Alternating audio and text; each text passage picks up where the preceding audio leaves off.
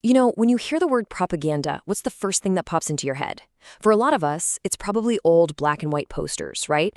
Or maybe some grainy newsreels from a war long ago. But here's the thing. What if propaganda isn't just some dusty relic of the past? What if it's a powerful force that is actively shaping your world, right now, today? Together, let's really dig into how deep these echoes of persuasion actually go. I mean, think about it. Have you ever been scrolling through your social media feed and just gotten this weird feeling? Like every single post, every video, every meme was perfectly engineered to push you in a certain direction, to make you feel happy or angry or scared? Yeah, you are not imagining it. And that feeling is exactly what we're going to unpack. So let's start our journey right here, in the here and now. Because the most sophisticated persuasion machine ever built, well, it isn't locked away in some top secret government building. Nope, it's right there, in your pocket. These new digital tools have completely changed the game. I mean, first, you've got micro-targeting. This is where messages are tailored with surgical precision to fit your personal hopes, your fears, your insecurities. Then, there's algorithmic amplification, which basically acts like a giant invisible megaphone. It can take one tiny idea and, in no time, make it feel like a massive, unstoppable movement. And finally, you have synthetic media, stuff like deepfakes, which just completely blurs the line between what's real and what's totally made up. And this really gets to the heart of the whole question, doesn't it?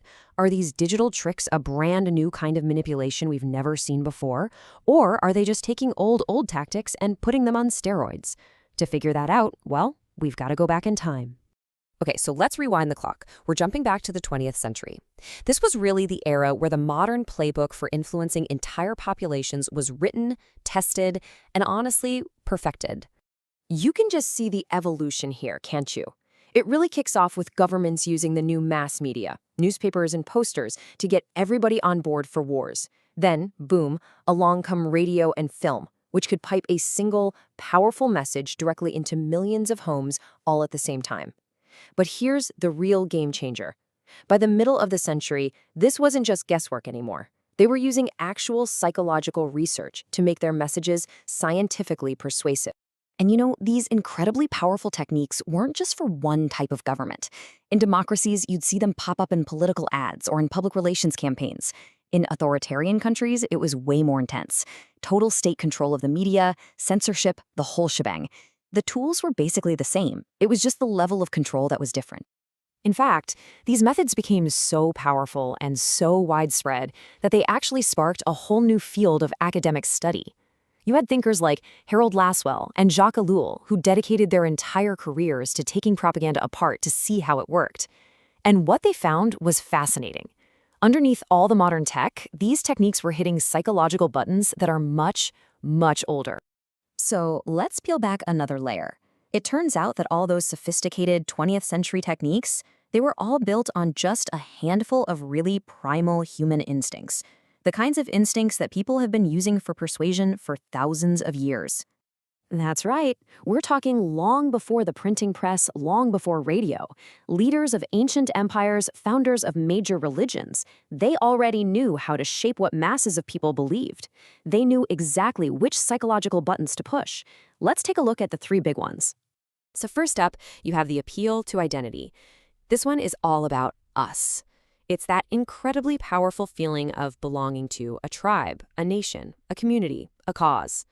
Whenever a message makes you feel proud to be part of a group and frames the world as us versus them, it's tapping into this really deep-seated human need to belong.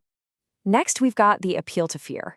This one is, well, it's a heavy hitter. It's maybe the most powerful motivator of them all. By pointing out a threat, a dangerous enemy, a looming crisis, some existential danger, persuaders can actually short-circuit our rational brains and get us to act based on a primal, gut-level instinct for survival. And finally, there's the appeal to aspiration. This is basically the flip side of fear. It's all about hope. It works by connecting a movement or a product or an idea to our deepest desires for a better life, a brighter future for our kids, or just personal success. It sells us on a dream. So there you have it, identity, fear, and aspiration, the timeless trio of persuasion. Okay, so now it's time to bring it all back home, back to today. How do these ancient, timeless appeals connect to those digital tools we talked about at the beginning? Well, this is where everything really clicks into place. And here it is. This is that aha moment. Just look at how clearly this connects the dots. That timeless appeal to identity, it went from being us versus them wartime posters to being these tiny micro-targeted online groups that make you feel like you found your people. The appeal to fear, it evolved from those angry-sounding political attack ads you'd see on TV into viral disinformation campaigns that spread like wildfire online.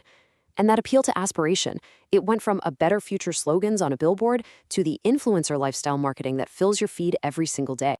So the bottom line is this. The underlying psychology, the buttons being pushed in our brains, they haven't changed at all. They're ancient. What is new is the delivery system. Today's technology is a massive amplifier. It makes these timeless appeals faster, way more personal, and more powerful than anything history has ever seen before. Which leaves us with a really tough final question. Look, we're all trying to persuade each other, all the time. That's just part of being human. But in this crazy new world of super amplified influence, how do we even spot the line where legitimate persuasion stops and outright manipulation begins? Knowing the playbook, both the ancient and the modern versions, is the first step. The next one? Well, that's up to you.